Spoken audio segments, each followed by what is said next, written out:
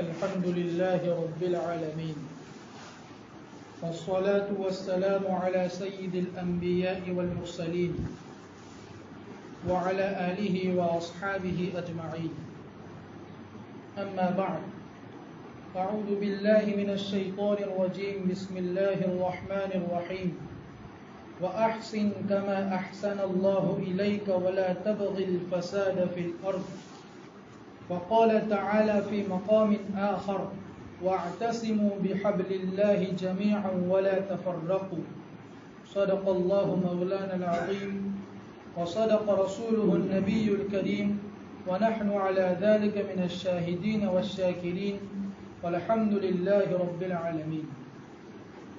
محترم و مکرم سامعین کرام اور عزیز دوستوں اور ایمان والے بھائیوں، اللہ تبارک و تعالیٰ کا بہت بڑا احسان و کرم ہے کہ اللہ تعالیٰ نے ہمیں انسان بنایا. یہ انسان بہت ہی اونچی مخلوق کا نام ہے. اللہ تبارک و تعالیٰ نے جس کو انسان بنایا تو گویا اللہ تعالیٰ نے اس پر اپنی خصوصی توجہ فرمائی، اس لیے کہ دنیا کے اندر ہزاروں قسم کی مخلوق ہے. اگر اللہ تعالیٰ چاہتے تو ہمیں دوسری مخلوق بنا سکتے تھے، لیکن اللہ تبارک و تعالیٰ نے ہمیں انسان بنایا اور مزید یہ احسان فرمایا کہ ہمیں ایمان اور اسلام کی دولت سے اور نعمت سے نوازا. اللہ تبارک و تعالیٰ نے انسان کو فطرت پر پیدا فرمایا ہے. فطرت کا مطلب یہ ہوتا ہے کہ اللہ تعالیٰ نے انسان کو ہمدردی والا اور غمگساری کا جذبہ دے کر اس دنیا میں بھیجا ہے. اللہ تبارک و تعالیٰ نے انسان کو اس لیے پیدا کیا ہے کہ وہ ایک دوسرے کے ساتھ ہمدردی، غمگساری، دلداری اور ایک دوسرے کے ساتھ الفت و محبت کا معاملہ کرے. جانور بھی جیتا ہے لیکن وہ اپنے لیے جیتا ہے. پرندے اور چوپائے بھی جیتے ہیں لیکن وہ اپنے لیے جیتے ہیں. اسی طرح دوسری ساری مخلوق ہے لیکن وہ اپنے لیے جیتی ہے. لیکن انسان تو اللہ تبارک و تعالیٰ نے ان کو اپنی فطرت پر پیدا کیا. لقد خلقنا الانسان فی احسن تقویم، کہ ہم نے انسان کو بہترین تخلیق پر پیدا فرمایا ہے، بہترین ڈھانچے میں پیدا کیا ہے. دوسرے کا درد پیدا ہونا اور ایثار اور قربانی کا جذبہ جب تک انسان کے اندر نہیں ہوگا وہ انسان کہلانے کے لائق نہیں ہے. انسان تو وہ ہے کہ اپنے سے زیادہ دوسروں کے لیے وہ جینا سیکھے، اپنے سے زیادہ دوسروں کے لیے وہ کام کرے. یہ اللہ تبارک و تعالیٰ کی طرف سے حکم ہے.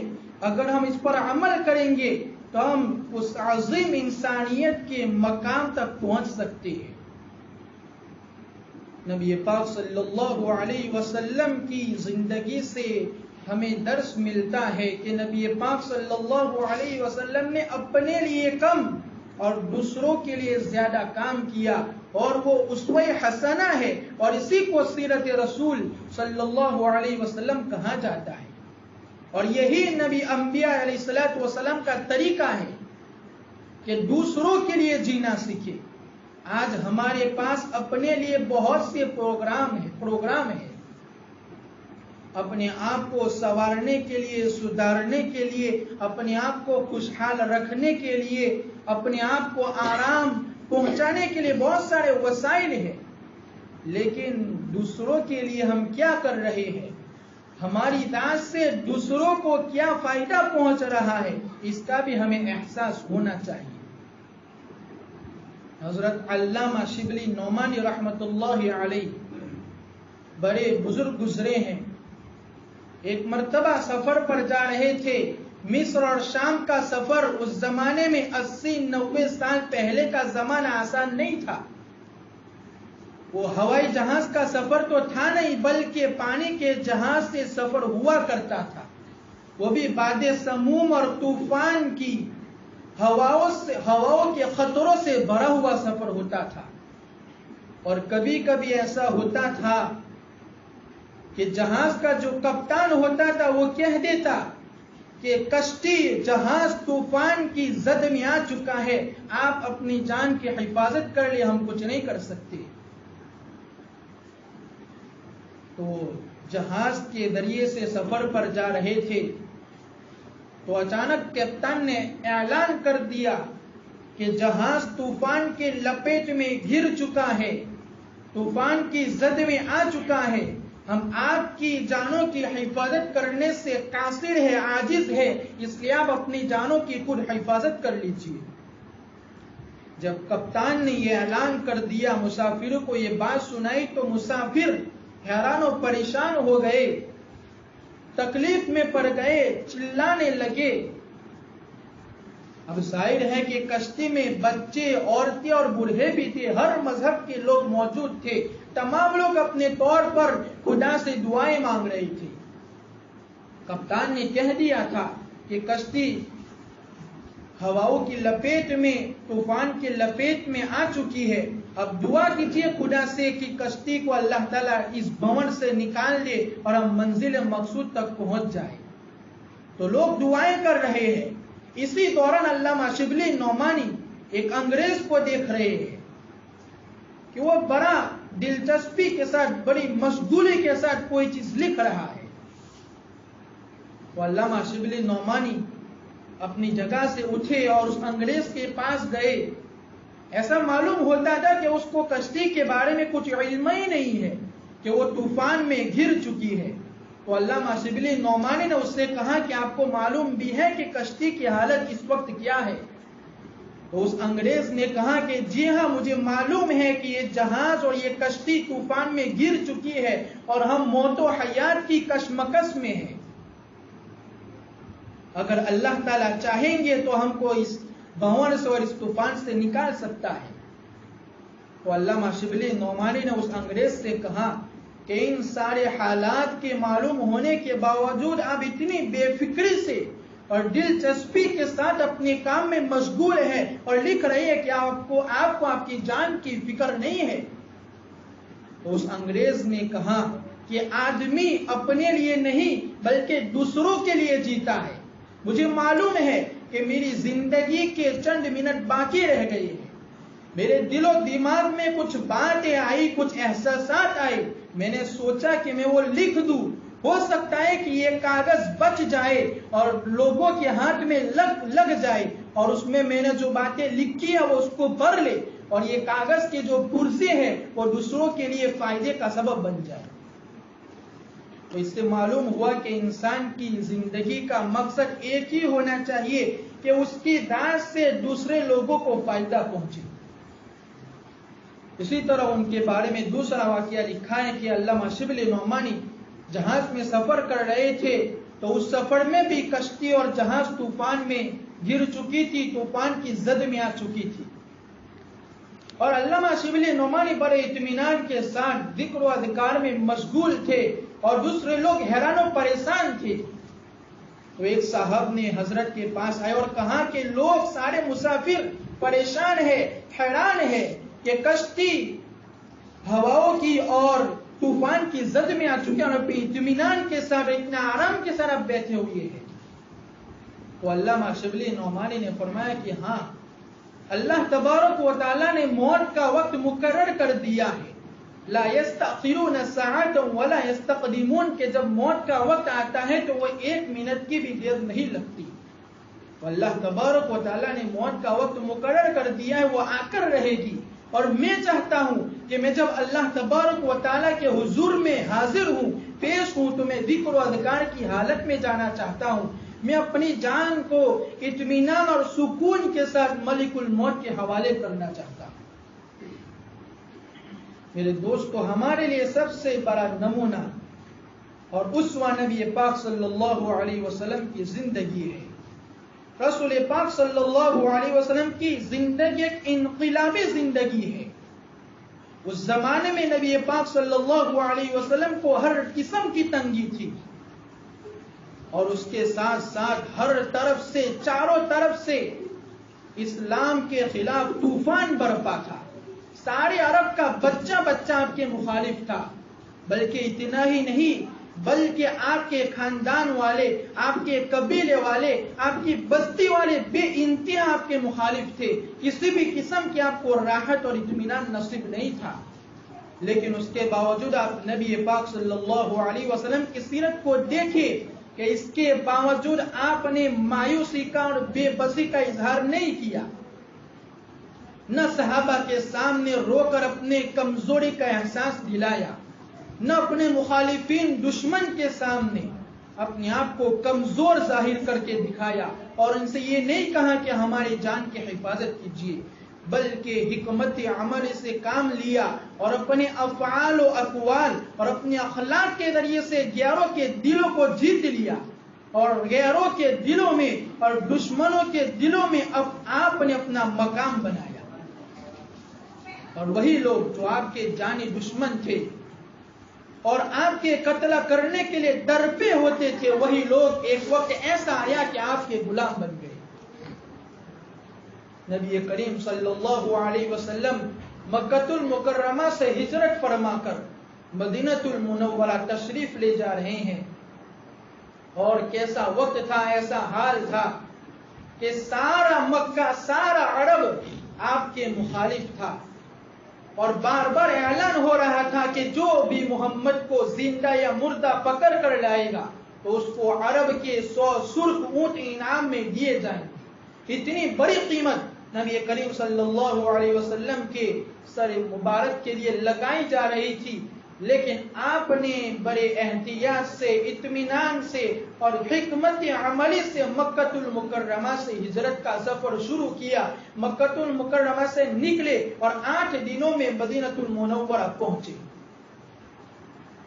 اور ایسا بھی نہیں کہ مدینہ المنورہ آپ کے لیے وہاں سرخ قالینیں بچھائی گئی، نہ آپ کے لیے کوئی محل تیار کیا گیا، نہ آپ کے لیے عیش و عشرت کے اسباب اور سامان آپ کو مہیا کیے گئے، بلکہ حضرت ابو ایوب انصاری رضی اللہ تعالیٰ عنہ نے اپنا گھر پیش کر دیا کہ آپ میرے گھر مہمان رہیں گے. اور وہ گھر بھی کیسا گھر کہ اگر اوپر جاتی تھی تو چھت ہلنے لگتی تھی، اگر اس پر پانی بھی گر جائے تو وہ پانی سیدھا نیچے چلا آتا تھا. دونوں جہاں کا بادشاہ، دونوں جہاں کا سرکار ایک معمولی سے گھر میں اپنے ملک سے، اپنے وطن سے اور اپنی بستی سے دور ایک معمولی سے گھر میں مقیم ہے. نبی پاک صلی اللہ علیہ وسلم نے مسلمانوں کو اور یہودیوں کو جمع کیا اور آپ نے مدینہ المنورہ میں اسلامی سلطنت کی بنیاد رکھ دی. نبی پاک صلی اللہ علیہ وسلم نے ہمیں سکھلایا کہ ہمیں غیروں کے ساتھ کس طریقے سے زندگی گزارنی چاہیے، غیروں کے ساتھ کس طریقے سے سلوک کرنا چاہیے. آج مسلمان ہندوستان میں رہ رہا ہے، خدا کی قسم اگر مسلمان سچے اور پکے ہو جائے، سچے اور پکے ہم مسلمان بن جائیں گے تو کسی غیر مسلم کی طاقت نہیں ہے کہ وہ ہمارا بال بھی بھیکا کر سکے. افسوس کی بات یہ ہے کہ آج مسلمان نام کے ہیں، کام کے نہیں. جب ہم کام کے مسلمان بن جائیں گے تو یہ غیر مسلمین خود ہماری حفاظت کریں گے. اس موضوع کے متعلق ایک بہت سبق آمیز واقعہ ہے جو بیان کرنا مناسب سمجھتا ہوں کہ حضرت شیخ الہند مولانا محمود الحسن دیوبندی رحمت اللہ علیہ جب آپ کو مالٹا کی جیل میں لے جایا گیا، ڈالا گیا، یہ جنگ آزادی کے عظیم ہیرو ہے.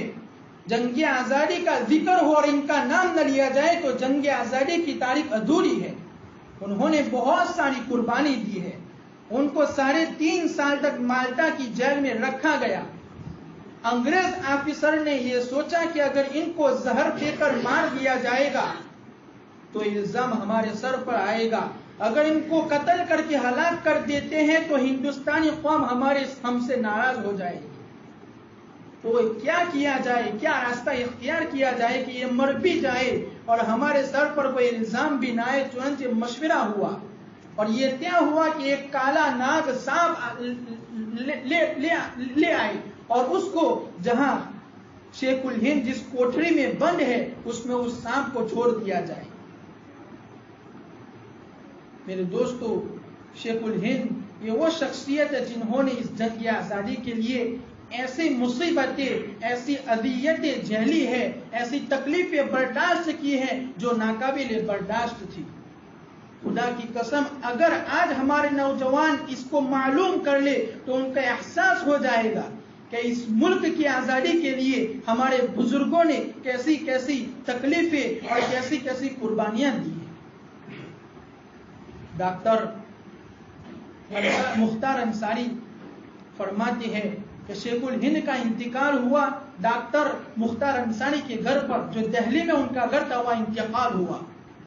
جب انتقال کے بعد ان کو دہلی سے دیوبند لایا گیا اور دیوبند میں جب غسل کے لیے ان کے کپڑوں کو اتارا گیا تو کمر کو جب دیکھا گیا تو کمر پر گوشت ہی نہیں تھا بلکہ ہڈیوں کا ڈھانچہ تھا. سارے لوگ حیران و پریشان ہو گئے تھے کہ یہ کیا صورتحال ہے. حضرت ڈاکٹر مختار انصاری فرماتے ہیں کہ اللہ تعالی حضرت پر رحم فرمائے. حضرت نے مجھے تاکید کی تھی کہ میرے حالت کے بارے میں کسی کو مت بتانا. حضرت ڈاکٹر صاحب فرماتے ہیں کہ در حقیقت اس کی وجہ یہ ہے کہ جب آپ کو مالٹا کے جیل میں ڈالا گیا تھا تو آپ کو آگ کے انگاروں پر لٹایا جاتا تھا اور کہا جاتا تھا کہ آپ جنگی آزادی سے اپنے آپ کو الگ کر لے اور انگریز کے خلاف آپ نے جو فتویٰ دیا اس کو واپس لے لے. اگر آپ اپنے فتویوں کو واپس نہیں لیتے ہیں تو اسی طرح آپ کو آگ کے انگاروں پر لٹایا جائے گا اور آپ کو جلا کر ختم کر دیا جائے گا. اللہ تعالی ہمارے بزرگان دین کو جزائے خیر عطا فرمائے کہ انہوں نے کیسی کیسی قربانیاں دی. حضرت شیخ الہند کو آگ کی انگاروں پر لٹایا جاتا تھا مسلسل، لیکن آپ نے اپنی زبان سے کبھی یہ نہیں کہا کہ میں اپنے فتوے سے رجوع کرتا ہوں، میں اپنے فتوے کو واپس لیتا ہوں، بلکہ آپ ارشاد فرماتے تھے کہ اگر اس محمود کو 1000 زندگیاں ملی اور 1000 زندگیوں میں ہر زندگی میں اگر بار بار ایسی تکلیفیں پہنچائی جاتی رہے گی تو بھی محمود اپنے فتوے کو واپس نہیں لے سکتا. بہرحال جو مشورہ طے ہوا تھا کہ ایک کالے ناگ سانپ کو آپ کی کوٹھری میں ڈال دیا جائے، وہ آپ کو کاٹ لے گا، ڈس لے گا، آپ ہلاک ہو جائیں گے اور ہمارے خلاف کوئی ثبوت بھی نہیں مل پائے گا. چنانچہ اس سانپ کو چھوڑ دیا گیا. وہ سانپ چلتا چلتا حضرت کے پاس آیا اور اس نے اپنا سر اٹھا کر ایک پھونک ماری تو حضرت بستر پر لیتے ہوئے تو فوراً کھڑے ہو گئے اور فرمایا کہ اچھا دشمنوں نے یہ راستہ اختیار کیا ہے، اور فوراً زور سے لا الہ الا اللہ محمد الرسول اللہ پڑھا. وہ سانپ فوراً نیچے بیٹھ گیا، اپنا سر نیچے کر لیا اور وہ خود بخود واپس چلا گیا اور وہ سانپ واپس اسی جیلر کی کوٹھری میں گیا جہاں وہ جیلر سویا ہوا تھا اور اسی جیلر کو ڈس لیا اور وہی مر گیا. دراصل یہ نبی پاک صلی اللہ علیہ وسلم کے سچے غلام تھے. انہوں نے اپنے آپ کو جب بھی کوئی مصیبت آتی تو وہ اپنے آپ کو اللہ کے حوالے کر دیتے تھے. انہوں نے یہ ثابت کر کے دکھایا کہ کوئی بھی پریشانی ہو، کوئی بھی مصیبت ہو، کبھی اللہ تعالیٰ کی رحمت سے مایوس نہیں ہونا چاہیے. اگر ہم صدق کے دل سے اللہ کو پکارتے رہیں گے اور حق پر اور ایمانداری پر قائم رہیں گے تو اس پریشانی سے اللہ تبارک و تعالیٰ کوئی نہ کوئی حل نکالے گا جو ہمارے لیے اطمینان کا، راحت کا اور سکون کا سبب بنے گا. تو ہماری بات چل رہی تھی کہ نبی پاک صلی اللہ علیہ وسلم نے یہودیوں کو اور مسلمانوں کو جمع کیا اور اسلامی سلطنت کی مدینہ المنورہ میں بنیاد رکھ دی اور جمع کر کے فرمایا کہ اگر ہم اتحاد و اتفاق کے ساتھ نہیں رہیں گے تو ہمارا حشر ختم ہو جائے گا، ہم تتر بتر ہو کر رہ جائیں گے. اس لیے ہمارے اس شہر کی ہم ایک ساتھ مل کر حفاظت کریں گے، ہم مل جل کر رہیں گے. اگر باہر سے کوئی حملہ کرتا ہے تو ہمارے اوپر فرض ہے کہ ہم ہمارے شہر کا دفاع کریں.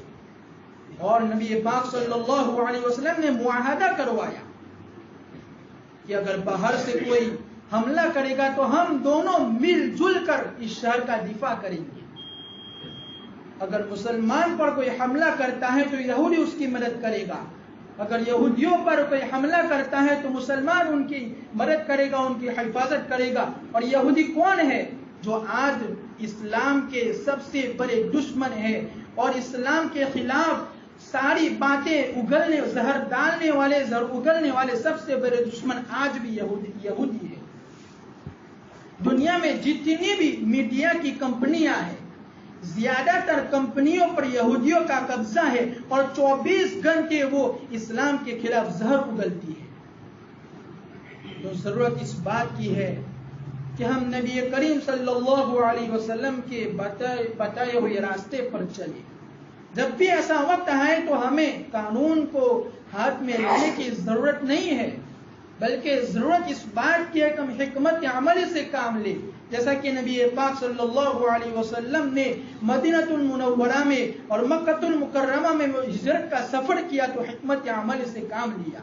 یہودی اتنا بڑا دشمن تھا، لیکن اس کے باوجود آپ نے اتحاد و اتفاق کی بات رکھی کہ اگر ہم متحد رہیں گے تو ہم محفوظ رہیں گے، لیکن ہم متحد نہیں رہیں گے تو ہم بکھر جائیں گے اور تتر بتر ہو جائیں گے۔ اور آج بھی ہمارا ماحول ایسا ہی ہے کہ آج ہم متحد نہیں ہیں، ہم نے اللہ کی رسی کو مضبوطی سے نہیں تھاما ہے، اس وجہ سے آج ہم پستی کی طرف جا رہے ہیں اور ترقی کی طرف نہیں جا رہے ہیں۔ اس لیے ضرورت اس بات کی ہے کہ ہم حکمت عمل سے کام لیں، اور اس میں سب سے بڑا نمونہ اور اسوہ ہمارے لیے نبی کریم صلی اللہ علیہ وسلم کی زندگی ہے کہ ہم نبی پاک صلی اللہ علیہ وسلم کے بتلائے ہوئے راستوں پر چلیں گے تو ترقی ہمارے پیر کو آ کر چھوئے گی۔ اللہ تبارک و تعالیٰ سے دعا ہے کہ اللہ تعالیٰ ہم سب کو عمل کرنے کی توفیق عطا فرمائے۔ آمین وآخر دعوانا الحمدللہ۔